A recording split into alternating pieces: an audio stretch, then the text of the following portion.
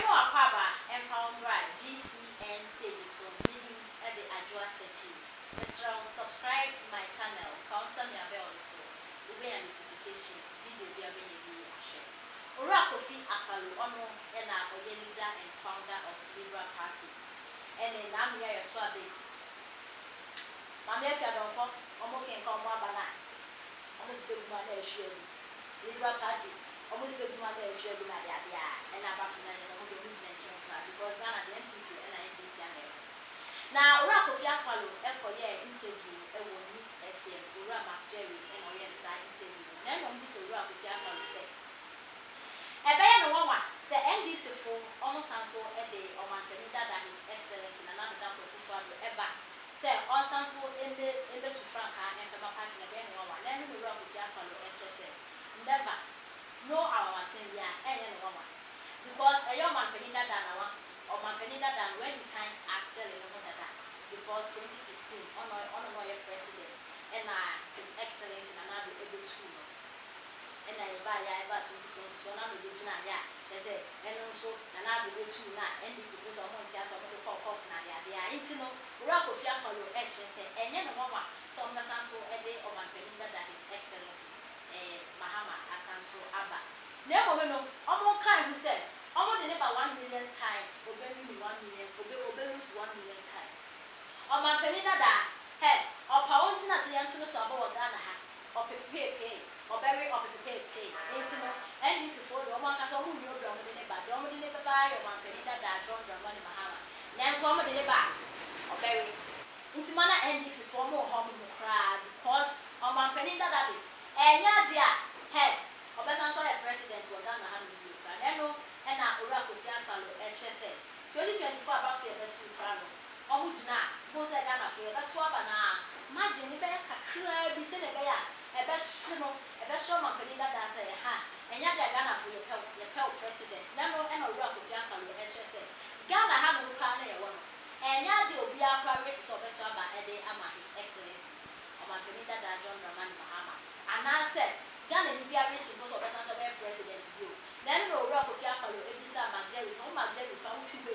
What to wear probably walk deep inside your heart. And Yandia, Professor Ochaba, and the Emma Margarita, John Draman, Mahama, and I don't think it's a man, rock of Yakalo, and the idea bet you can is a massa. Now, a bear one myself, John Draman, Mahama, and this for Sunday, baby, a bear. Oh, one of the many problems, sir. Or not a baby. Oh, not a baby. Said your mama.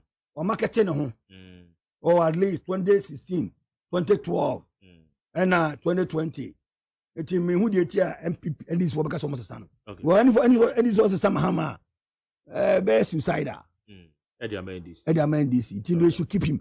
But the truth of the matter is about 1 million times. Obelus 1 million times. Okay. Mahama. Huh? Minister so over top of Mahama, so my president. Oh, no, come. So when yes, sir. And now what would you win him? Mahama over 1 million times. The next bet, you know, God be only 100,000. And 500,000. 100,000. BBK to heavy. Now Bonsano South ye kaka. What does say? Kofi Akpalo. As a man of Kacholo, what dear? Sir, Flotor. Yeah. Now, because Kofi Yade, we are a prophet. Maza, you go on the mo. Ya bro. Ya bre papa. Let me tell you. MPP as a party, as a stance now. Yeah. So mo day, Mark Jerry, go crowd with you anymore. Probably so over when you high. Okay. Though mo market you, and then you got some Mark Jerry, MPP for Atwaba. Oh, na be anymore. Yeah. Anybody be MPP did never be ano. Huh? Yeah. Probably so over when you high. Yeah, very high. I didn't try. Abana tunu kurumanu no. Won't me fa regional ayine entonchen. Ama ni yi. Me dem hu ni say advance here 10 regions. Yeah. You fanasa. They be ka only no an artificial boundaries. 6 na be count. Any artificial boundaries. What am I saying? What the fan say 10 na ni nim na. that time you will voter ni to kaboma say one voter. Ashanti region ni voter. Will decide who will win. Oh, sir. What did I mention? I say these two regions. Yes, will decide who will win, and always MPP will win when it comes to presidential. Parliamentary, there it can be anybody's game. Okay. But presidential, no, these two, no, these two, no. I didn't make us because when you go to Upper East, Upper West, NDC will win. When you come to Northern region, and MPP, NDC will win. When you go to Western region, MPP will win. When you come to Brownhafo, MPP will win. Or it can switch a little bit. Over Eastern region, MPP will win. Over Central and Greater Accra, it can be anybody's game. Now, these two regions, Central and Greater Accra, you'll be winning Biano and also. Difference. Exactly. It is our 8 regions, you know. Who the vote and Ashanti Tonchenya. That 8 regions in Akano, they will neutralize themselves. Because Eastern region, between a 300,000 more votes.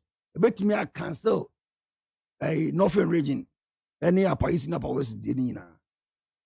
So, okay. Western region, bet me cancel Central and Greater Accra. So what I say? That it's a game, no. One who is by about vote and Ashanti now. MPP bet me be 1.1 million votes more in Ashanti region. Now, and this is going to be 600,000 more votes in voter region. Okay, boom, boom, somebody has shown 500,000 votes. Yeah. So what I say? Okay. It's the game, no. The one just that is the game. That's what I'm saying. Say anybody. MPP didn't never be a.